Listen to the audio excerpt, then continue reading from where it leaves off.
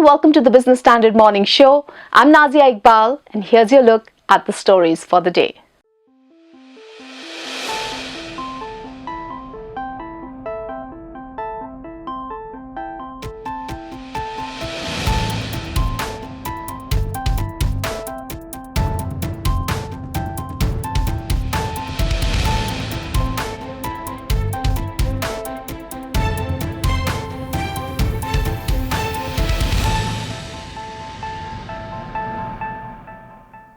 Shunned by the West, Russian crude oil has been fulfilling India's growing needs since its invasion of Ukraine.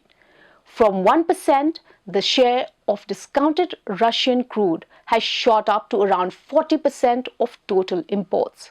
But with sanctions catching up, the purchases of Russian crude are likely to plateau. So, is the honeymoon phase of Russia India oil trade coming to an end? Tushar Verma digs deeper.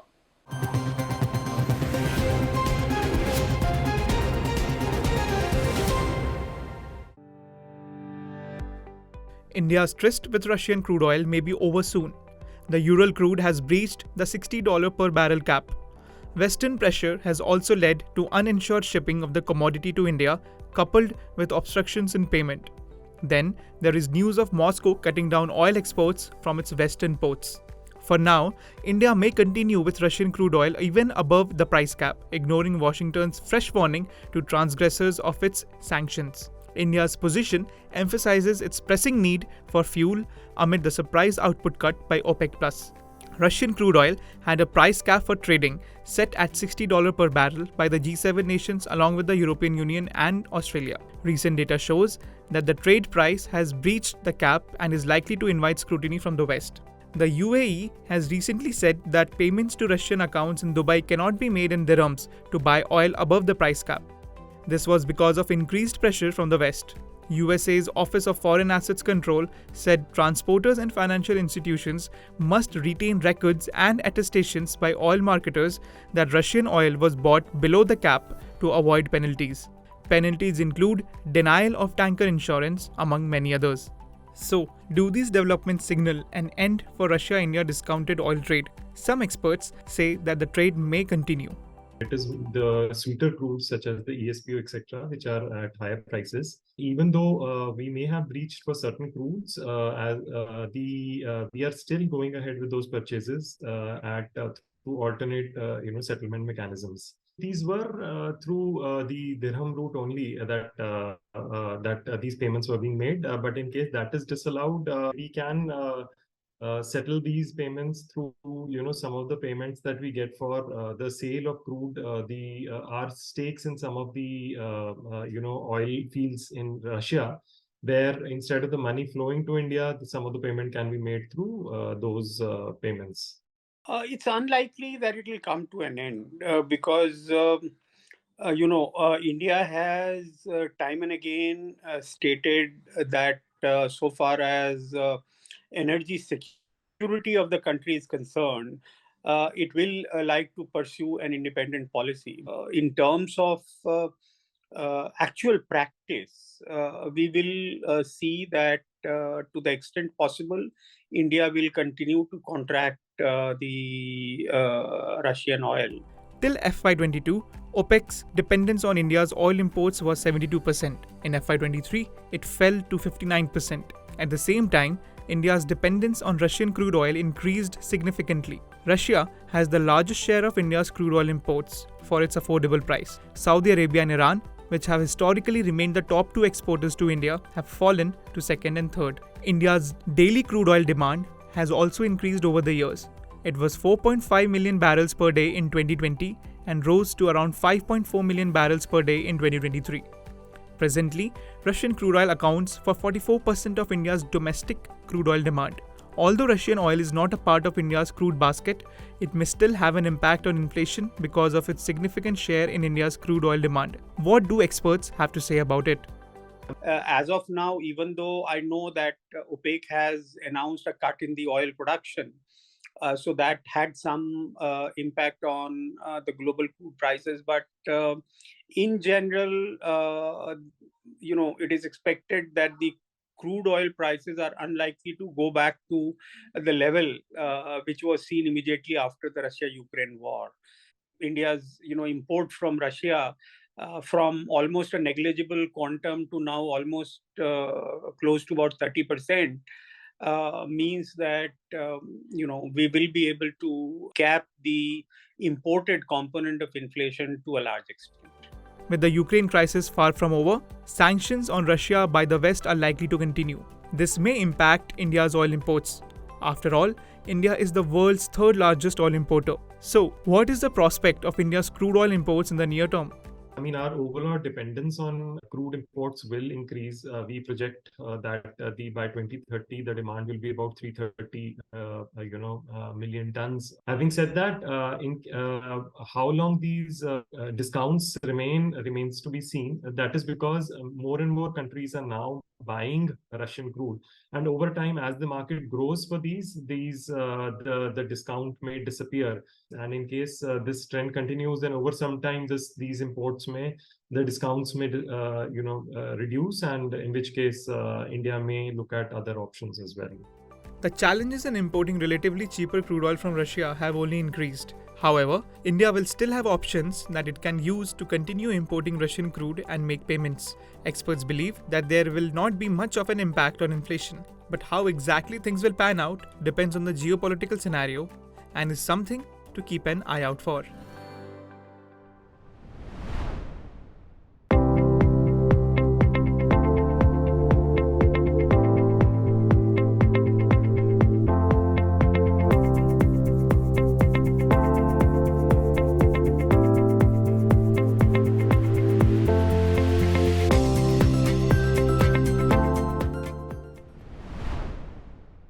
India will indeed have to strike a difficult balance in the days to come, as both Russia and the US are its strategic partners.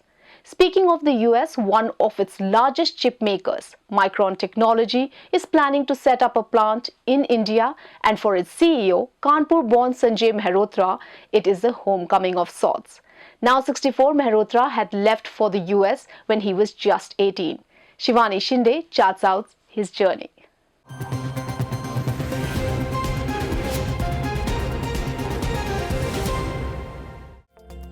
India's high-stakes bid to join the global semiconductor race got another boost recently when the US's leading chip maker, Micron Technology, announced its plan to set up a plant in the country. The world's fifth largest semiconductor company will use the proposed Indian facility to process its wafers. The Indian government may soon give its sanction to the proposal, which may bring an investment of about $1 billion. And for the man in the saddle of the US giant, Sanjay Mehrotra, it has been quite a journey. Now CEO of Micron Technology, Mehrotra had arrived in the United States at the age of 18. Born in Kanpur, June 27, 1958, Mehrotra spent his early years in the industrial town before moving to Delhi, where he completed his schooling in Sardar Patel Vidyalaya in 1974. He took admission in BITS Pilani and later took a transfer to attend the University of California, Berkeley, where he earned his bachelor's degree and then master's degree in electrical engineering and computer science at the age of 21. Mehrotra holds over 70 patents and has published several papers in the area of non-volatile memory design and flash memory systems. In the technology world, especially storage, Sanjay Mehrotra is a well-known name. He was the co-founder of SanDisk, a flash memory storage company, in 1988. It was later acquired by Western Digital in 2016 for a whopping $19 billion. In an interview with the Computer History Museum in 2019, Mehrotra had summed up his journey in SanDisk. He had said, "I thought starting a company from scratch and taking it to a $6 billion company and then having an exit with a sale at the time of the announcement of the deal at $19 billion is a hugely rewarding journey, a very fulfilling one." Mehrotra is among the early Indians to have made a mark in the US tech industry. Before co-founding SanDisk, he worked with Integrated Device Technology, Seek Technology, and Intel as design engineer. And after a successful stint at Sandisk Corporation, Mehrotra joined Micron in May 2017 as CEO. Micron, which has 11 manufacturing sites spread across the US, Japan, Malaysia, Singapore, Taiwan, and China, has been scouting the globe for more than a year for a place to set up a semiconductor packaging facility. And if it all goes well, its India plant will take off soon. Kanpur-born Mehrotra has also been playing a key role in the US's plan to become a major chip maker. Last year, he had pledged an investment of $100 billion over 20 plus years and creation of thousands of jobs in New York. In a Twitter post, he said, "I had the opportunity today to show POTUS plans for Micron's future mega fab in Clay, New York. Once constructed, this will be the largest semiconductor fabrication facility in the history of the US." Micron, meanwhile, is having a tough time in China. The country's cyberspace regulator is conducting a security review of its products sold in the country, and the US fears that a ban may follow. It comes against the backdrop of USA's decision to blacklist a number of China's chip firms, including Micron rival Yangtze Memory Technologies. Amid this ongoing tussle, India is likely to benefit. Anand Ramamurthy, Vice President and Managing Director at Micron India, recently told a business website that long-term indicators for both Micron and India are bullish. And with a Kanpur lad in charge, industry insiders are hopeful that the American chip giant will power India's semiconductor manufacturing into the next gear. Moving on, rising air passenger traffic and higher hotel occupancies suggest the travel industry is on a stable road to recovery. So as consumers ready for the summer holiday season, is it time to look at travel-related stocks? Here's Harshita Singh's report.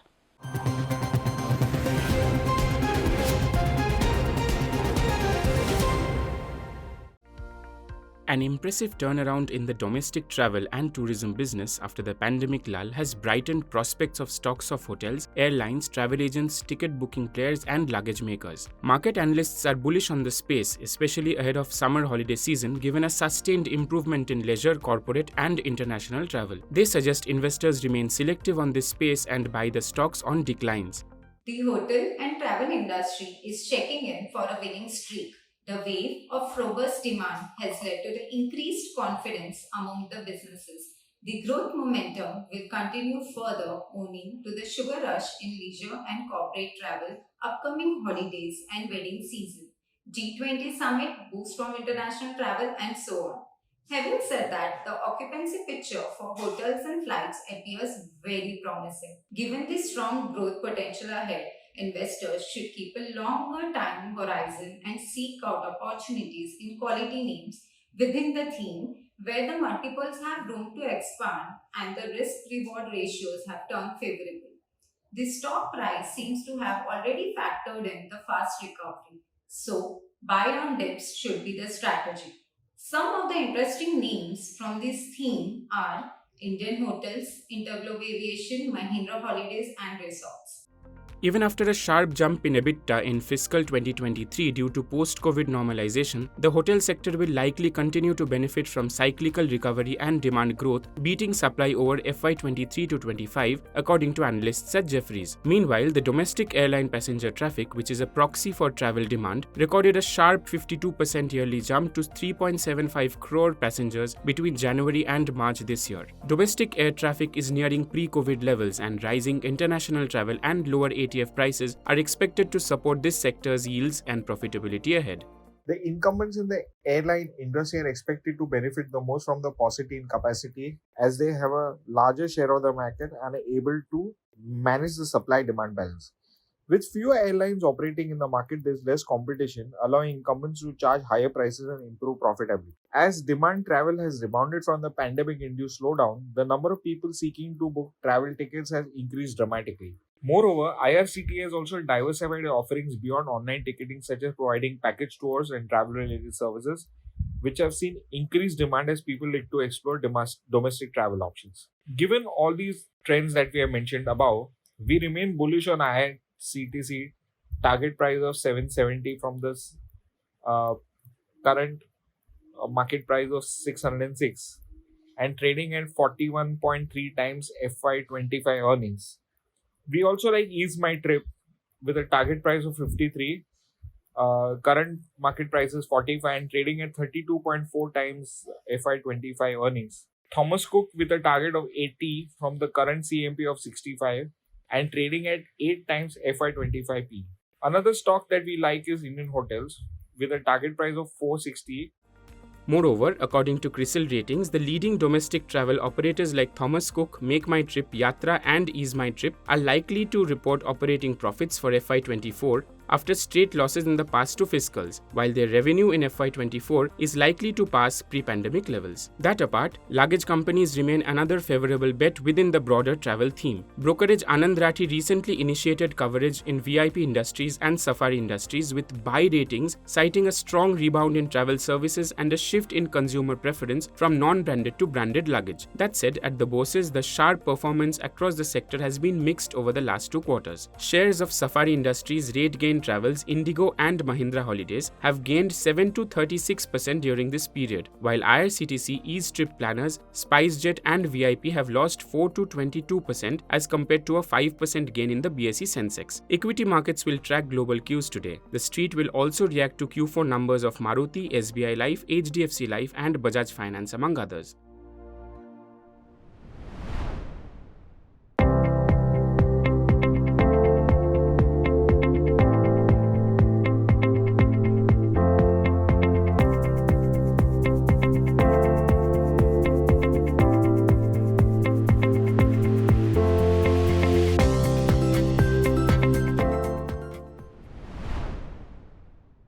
Outward remittances under the Liberalized Remittance Scheme or LRS of RBI touched all-time high in FY23 and the central bank has proposed some changes in the scheme.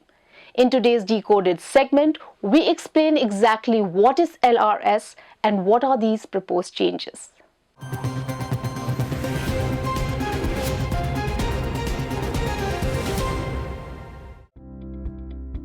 Before the economic liberalization of the 1990s, India was often on shaky ground when it came to foreign exchange reserves. Like in 1960, forex reserves covered just over 8 weeks of imports. In 1980, it soared to $7 billion. But in 1990, it depleted again and covered just over 4 weeks of imports. And there were restrictions on remitting money abroad too. The reasons for keeping the outward remittance in check included protecting the Indian rupee from destabilization and devaluation, and ensuring a healthy cushion of foreign exchange reserves to fulfill the import and other financial responsibilities like debt repayment. But things changed after the opening of the economy in the early 1990s. And in 2004, the Reserve Bank of India came out with the Liberalized Remittance Scheme, or LRS. The scheme allowed Indians to send up to $250,000 in a financial year without any approval from the central bank. As their wealth grew, Indians started remitting more and more money abroad. According to RBI, outward remittances under the LRS stood at $22.08 billion during the April-January period of FY23. LRS allowed both capital and current account transactions. Capital account transactions like opening foreign currency bank accounts abroad, acquisition of immovable property abroad, overseas direct investments, overseas portfolio investments, and extending loans to relatives abroad became permissible through LRS. Also, transferring money for education, traveling, medical treatments, and donating money overseas became easier. So far, 5% tax collected on source, or TCS, is levied on all remittances above the threshold of 7 lakh rupees. In the FY24 budget, the government has now proposed a 20% TCS. The remitter can reclaim the excess tax when the income tax return is filled, but for a while, the money will remain locked in. Over the last 2 decades, the outflow of remittance from India has been on the rise. A lot of individuals have been sending money abroad every year to invest in cryptocurrencies and gain through the differences in interest rates through fixed deposits in foreign banks. Against this backdrop, RBI has also issued a circular saying any money that has been remitted overseas and remains unutilized for more than 180 days needs to be repatriated back into the country. They are required to invest the unused remitted money in foreign securities, mutual funds, properties, and other assets. I will achieve, I will fly high.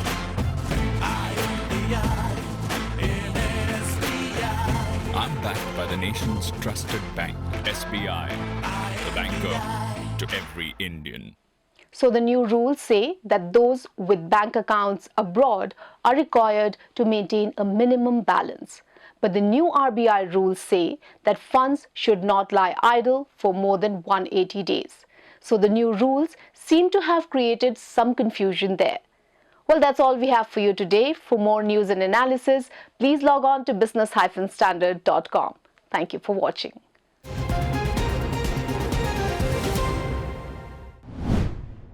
If you like this video, share it and subscribe to Business Standard.